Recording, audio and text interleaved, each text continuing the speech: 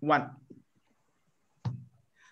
Excellent. Good evening, ladies and gentlemen. I have great pleasure, great honor and pleasure in inviting a couple all the way from Dubai, UAE, to have a discussion with us in relation to the launch of my book, Personal Effectiveness, and at the same time in relation to the pandemic. I'm clubbing the two together because a person's personal effectiveness, performance is all linked towards how they interact with one another, especially in the current situation. I have, as many would know, done a lot of interviews on camera, re the pandemic, in particular work practices, and I'm going to extend that into this segment here. Ladies and gentlemen, it gives me great pleasure in introducing Kaunian and his wife, Salma. Salma. Thank you, Salma.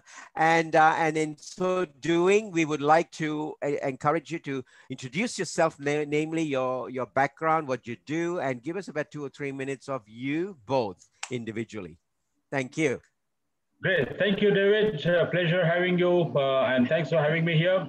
And for me, as you know, I work for a company, which is Almarai, one of the biggest food and beverages company.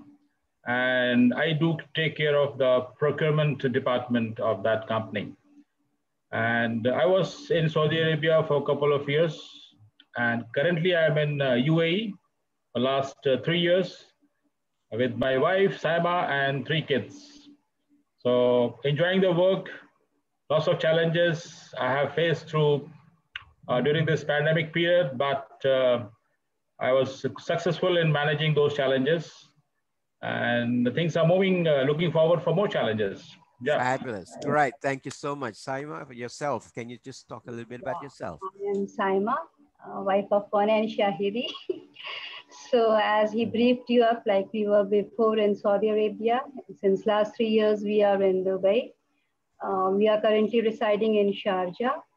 And here we are with 3 kids. They are going to school, universities, and we had challenges with the pandemic, their schools and his office. So Alhamdulillah, we have coped up with it, and it's nice being here, part of this program. Thank you. Thank you so much. I really appreciate your honesty in coming through. I'm not going to ask any deep penetrating questions, but I want to sort of cover and wade myself through with you both in relation to topics such as happiness, topics such as effectiveness, topics such as now that you both are working from home, how is that impacting the communication, the relationship? So let me walk through and journey through that. And that gives you a broad perspective of where I'm going to take this discussion to. Okay. Now, prior to this, what were some of your basic habits? When I say prior to this, prior to having the pandemic and work from home environment, what were your basic practices of a day routine, roughly? You would get up in the morning, you'd go to work, and then what time you come back, and how much of interaction you'd have with one another? Yeah, David, before my routine was something like this. I used to go to bed by 12, sometime 1 o'clock, and get up morning around 8. My office starts from 9, and it's 9 to 6. But most of the time, I used to spending more time in the office and back to home around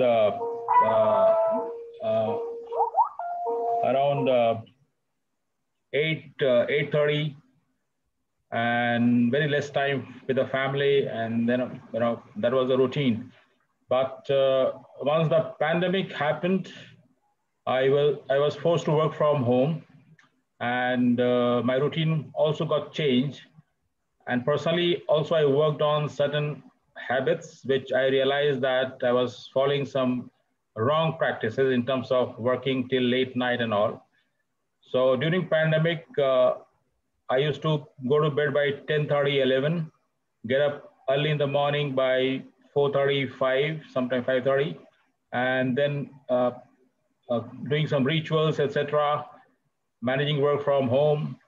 So there's a bit change in the routine in terms of managing my time and energy. Yeah. Fabulous. Very good. I noticed this with a lot of people, you know, with the shift taking place, they are rethinking where they are. What about yourself, Salma? How did the practice change? Yeah, for myself, it was nothing much of a change because since I was at home taking care of my family, so the only change in the scenario was the husband and kids, they are at home.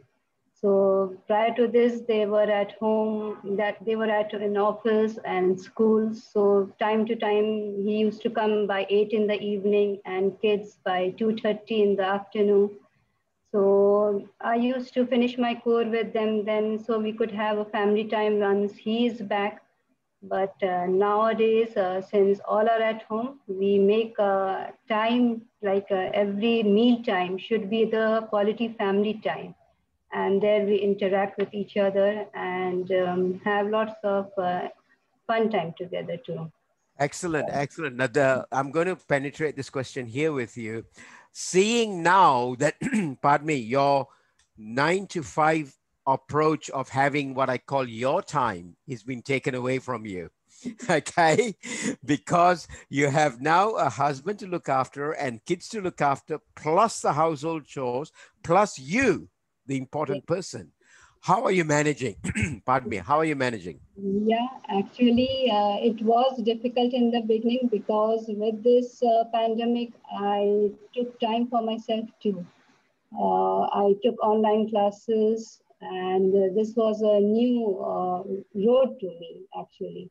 So with, these were additional work, and with the support of my husband and children, they supported me enough. So it's nothing like that. It was difficult 1 or 2 weeks because I thought I won't be able to continue with what I have chosen. But Alhamdulillah, with their support and especially him, his continuous moral support, it has been effective, and it's only 2 months when I'll be completing my course now. Fabulous, fabulous. This is where I want to drill further down. What were some of the intricate challenges that you encountered? And you were saying, you know, I wanted to sort of not know what to do and give up, and there was help coming in. What were some of those areas? Was it internalized stress that was impacting you, or was it, I just need to breathe? What was the impact? What was happening? No, it was basically the time management, you know, Okay. because I had to submit my assignments in a specific time. Right. So I needed time to complete those assignments and submit and manage the house. So that was the main difficult part. But and the subject was also new to me, so I had taken time to understand. And then, no, alhamdulillah, it's going in a continuous stream. It's fabulous, fabulous. One of the secret, David, which I must reveal, she follows a to-do list. Like every morning, she plans the day that what are the things I have to do today, and then she follows and then tick mark, done, kind of thing. So she's managing her time accordingly. That. Fabulous, fabulous. I mean, that is one of the things that we actually talk about in the book, personal effectiveness with a structured to-do list, which is also in line with your purpose. You and I, Kaunian, have spoken about purpose, why. Now, both of you have got a determined why. I know that for a fact, but can you share individually what your whys are? Well, for me, my why is ensure that my children are positioned in their lives in a best possible manner. And simultaneously, I myself utilize my knowledge, my experience, my life lessons to make a difference in the lives of someone else, starting from my core circle and then expanding to the maximum people wherever I can reach, so that I can help them to know the facts, reality, and make a difference in their life. That's fabulous. What is. Fabulous. Great. And yourself, Salma? And for me, till now, I had given my time to upbringing up of my kids. So that was necessary because these kids are the future generation, and being a mother, being the most responsible person in the house because he's in the office and I had to take care of them. So it was my responsibility. So I inculcate those values in them. So once they are into their own world, in another new family, they really make a difference in the lives of others and themselves too. Fabulous, fabulous. Now, both of this is what we talk about in the book for individuals to look at. Now, when you get the book, which is launched at the end of the month, you will find one of the key areas that I'm talking about in the book is personal effectiveness. The book is titled I Excel Wired for Success, which means we are wiring people up for success. You as a mother has already got that in your heart to say, I want to do this for my children such that the next generation can impact even more. And yourself, Kaunian, had that in mind when you said, talked about your why. Now, when I consolidate the two together, okay, where do you think the implications of improving your effectiveness would be?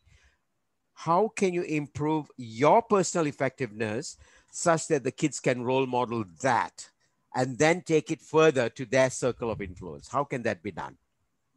Yeah, what I do and what I believe, David, is that children basically they learn by observing parents. Yes. So I am trying to change myself by inculcating the habits which ultimately will give me my effectiveness in terms of my performance. And so that the children, when they observe me working on certain specific things by following certain practices or habit and getting a positive results, then they will learn. And I have seen that they have started following. And like, for example, I do a proper planning of my day and ensure that all the tasks are being done. So all such habits I'm trying to inculcate uh, among the children's by practicing first so that they see that, yes, my dad is doing this, so I should also follow that. So the focus is to inculcate all the good habits, all those elements which I feel that will make me more effective in terms of my output and the performance. And children, they observe and learn. So that's what is my Fabulous. Fabulous. Because that's one of the key things I trust in the book also. Push this heavy. Do not preach anything. Learn to do the walk first, then do the talk, which means when you practice it, and children in particular are good cut copy pasters. I mean, they're good people who look after role models and they work with role models. If you put a good role model in front, they'll copy anything. So if you copy a good practice, they will copy and follow that good practice. If you don't, they will follow that practice. So as a dad, that's basically what you're doing.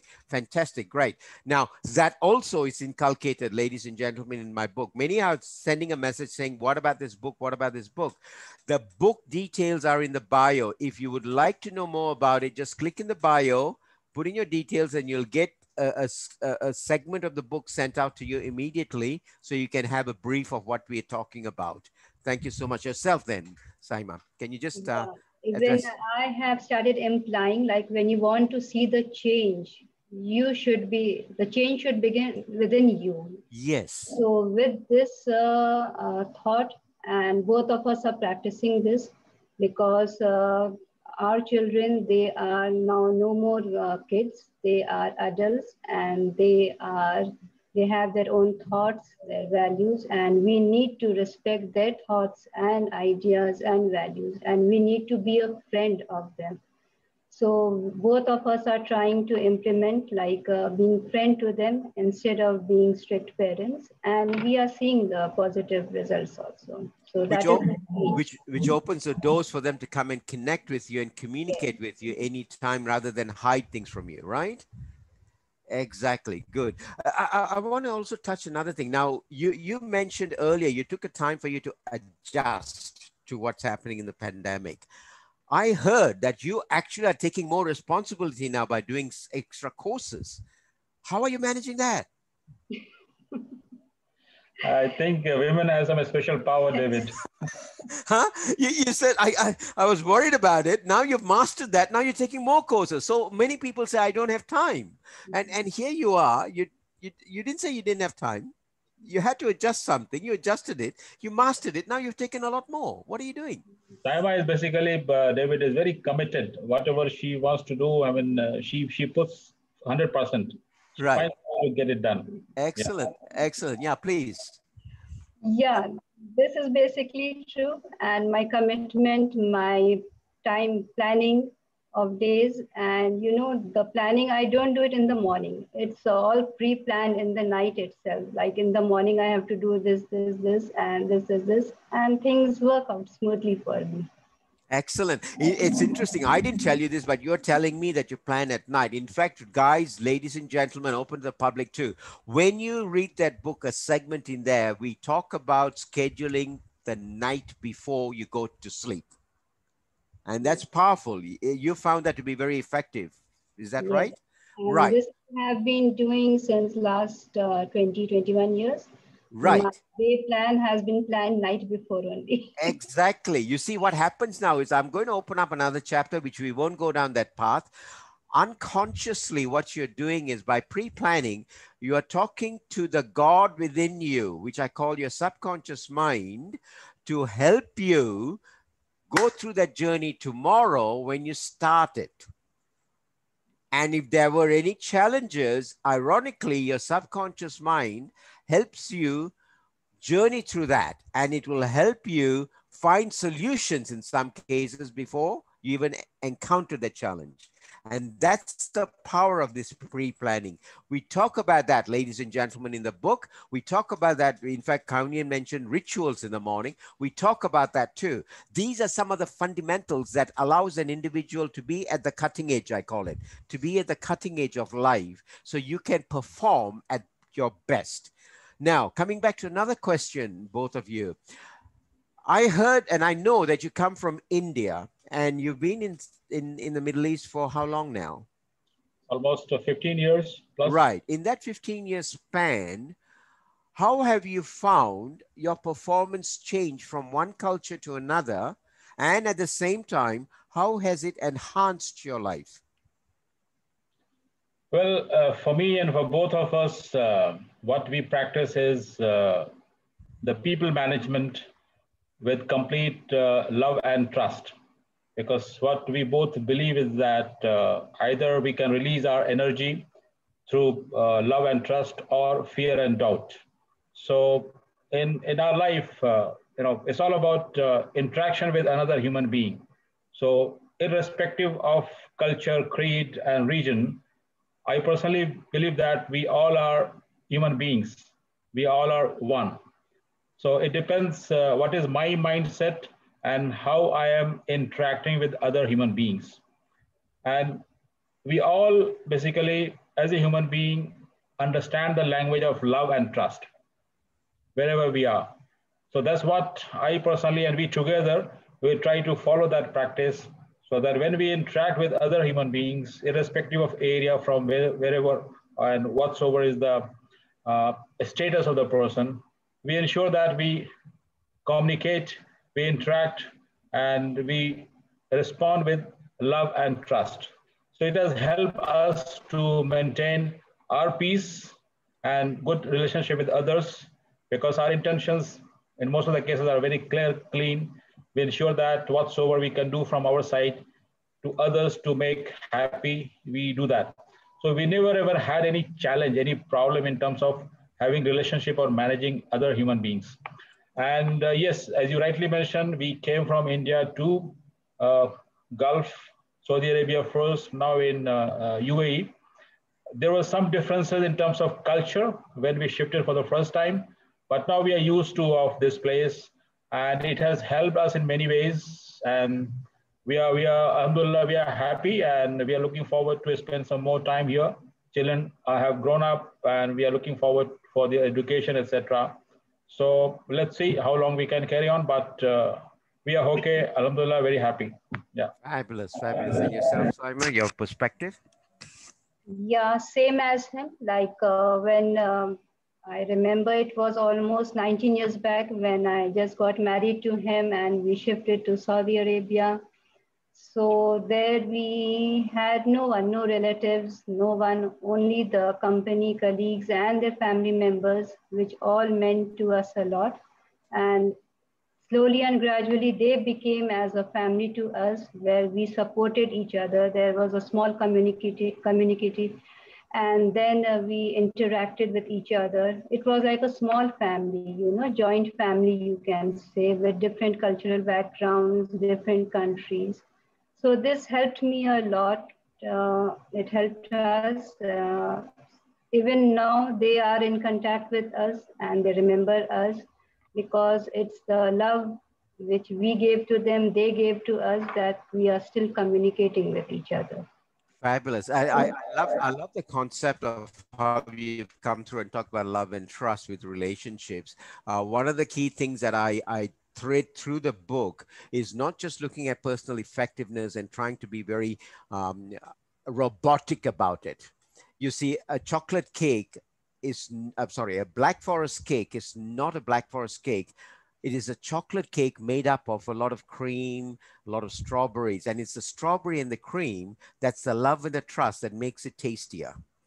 The chocolate cake by itself is just a chocolate cake, not a Black Forest. So when you talk about having relationships and having the love and trust component, that's what people are looking at from an effectiveness. When they are effective, they are not doing it for themselves. They're doing it for the environment, obviously starting from the inner circle and then working it out. Now, if you don't have that trust and if you don't have that love and if you don't have that compassion, it's of no value. So one of the key things I thread through that book is this thing that we talk about, moving everything from your head to your heart.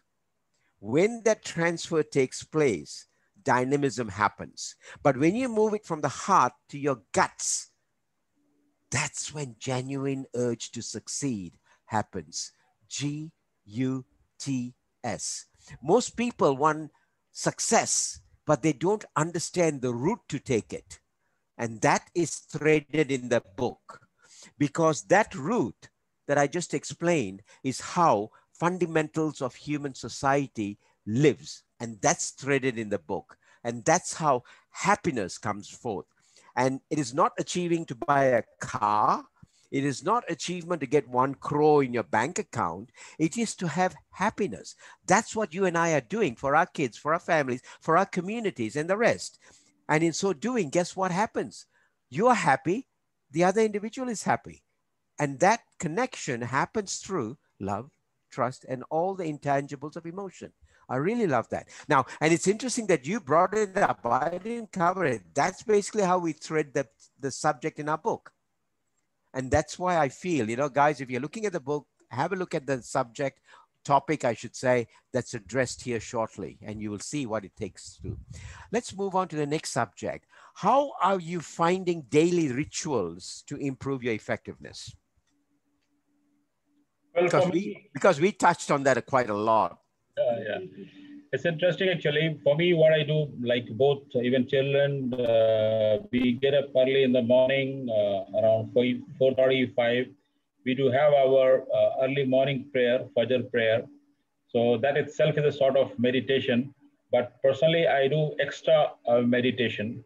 And then other rituals, like I do my gratitude, journaling, and then recollection of the previous day's activities, and then to-do list.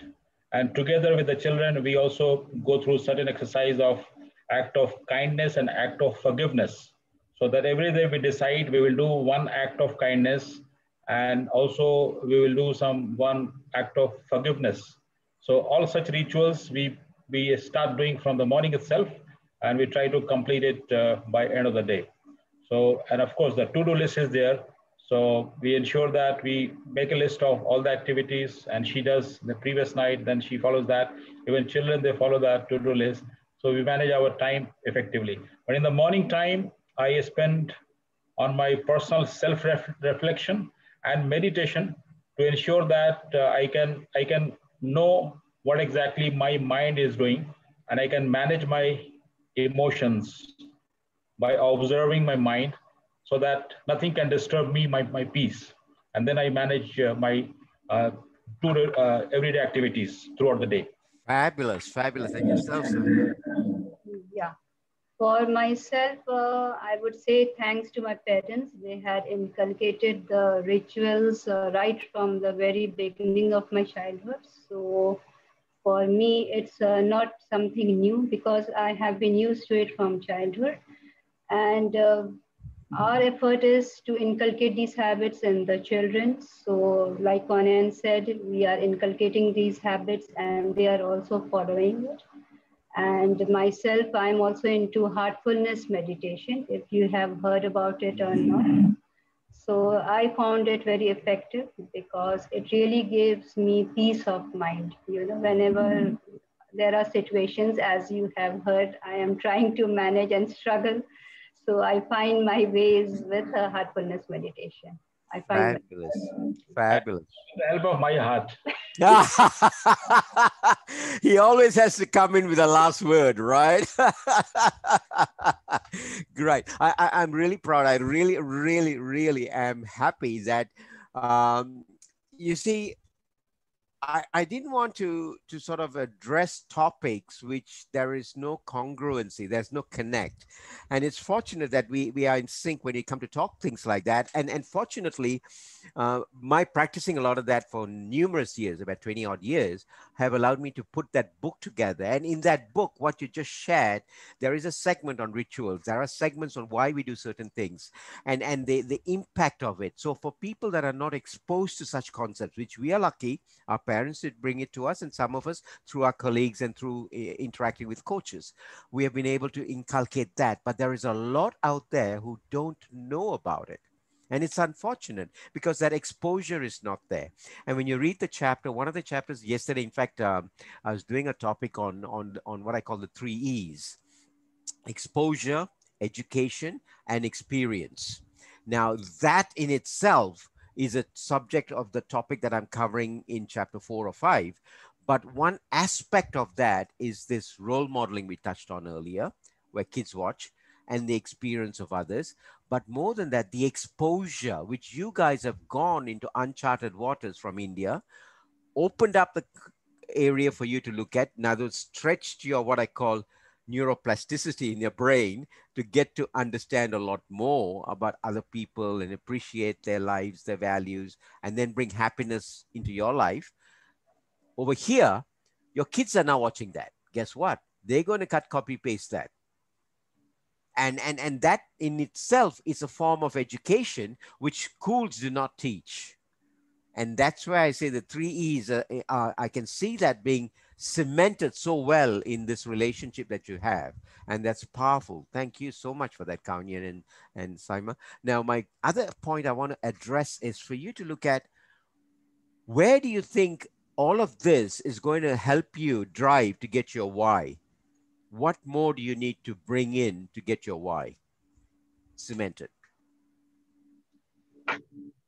Well, personally, I believe, David, is that life is a journey and it keeps on unfolding as we keep on moving. So personally, we believe that take the life as is. So we keep on managing the challenges, situation, what's overcoming in the ways of through love, trust, and ensuring that we spread happiness so that ultimately we get happiness in return. I'm not very sure how exactly it's going to be in case any challenges I'm going to face, but yes, definitely we need some experts, we need some mentor, we need some experienced coaches like you, frankly speaking, so that sort of hand holding is required in case I feel stuck somewhere, in case I feel that I need a guidance. So certainly my personal requirement is that looking for someone experts like you, so that whenever I feel tumbling on the way, someone can hold me and say, Kaunian, this is the way, please, let's move forward like this kind of thing. So that's what is my approach of my life, David. Fabulous, fabulous. And you know, I'm always there. You know, I'm always there because we have already connected and spoken about that. So that's not a cause for concern. But the key element is it's already twigged something in your head to say, okay, I am here on a journey, but I need to hang on to someone, whether it's David or anybody, doesn't matter. I need to hang on to someone that can help. And that's the power that most people don't have because they have this thing called ego, and that's in their pocket. They think they know it all. And I know that's not in you. Yourself, ma'am. How does this journey you through to your why? How can you step it? You know, I have a very strong belief that when we are here in this world, God has sent us for this purpose over here. And so I very strongly believe that till now, He has always supported us, and whatever in the future will be coming, so it will be good. So that is my strongest belief. And even I say to him, like, you should believe in the Almighty because He is the knower, He is the doer, and you should keep your trust and things will go smoothly, inshallah. That is my success of keep on going. Fabulous, fabulous. Because that's basically what is in your heart and within you that God is sitting and guiding you. And that's the power of what you have currently. I just also want to address, I forgot something. Ladies and gentlemen, I think this is the first time I think you are seeing couples being interviewed in a subject that helps performance come good with individuals.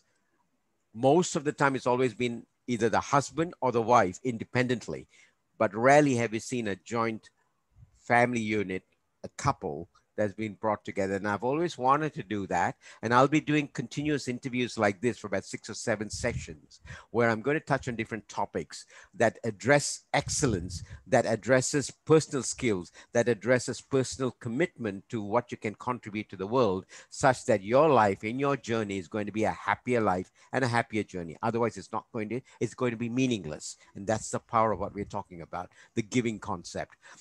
As a closure, would you like to share one closing comment, both of you, and where do you see yourself residing with it? Yeah, thanks, David.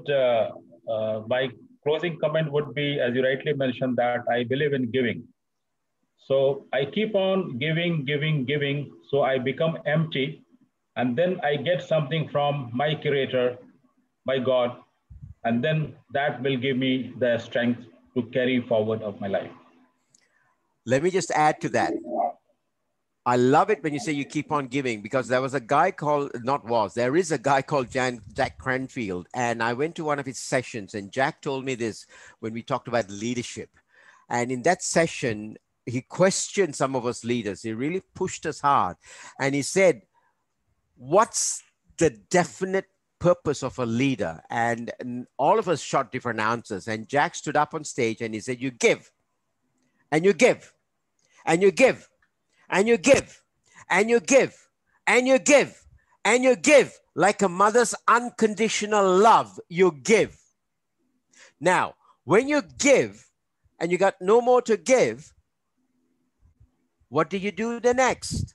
And some said, you take. No, he said, you give, because the strength comes from the divine. The strength comes from the universe for you to give more.